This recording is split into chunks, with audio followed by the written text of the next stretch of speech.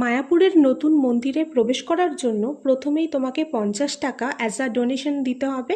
এই যে সেই টিকিট, যাতে লেখা আছে যে এই প্রজেক্টের জন্য তুমি 5টা ইটের দাম দিচ্ছ। দুপুর 12টার মধ্যে একবার দেখার টাইম, আবার বিকেল 4:30। তো ভিড় ঠেলে আমরা প্রবেশ করলাম নতুন মন্দিরে। এত বছর সময় লাগবেই না বা কেন? এত অসাধারণ কারুকার্য, চোখ জুড়োনো। এই সেই মন্দিরের ভেতরের কারুকার্য, যা দেখার জন্য সকলেই আগ্রহী।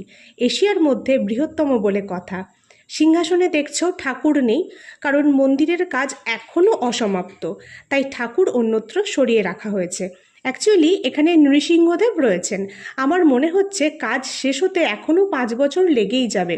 মন্দির থেকে বেরোতেই দুটো বিশালাকার নারায়ণের মূর্তি রয়েছে। আর এই যে বাইরে চন্দ্রোদয় মন্দিরটা। তো নতুন মন্দির কেমন লাগলো জানিও, আর তোমরাও এসে দর্শন করে যাও।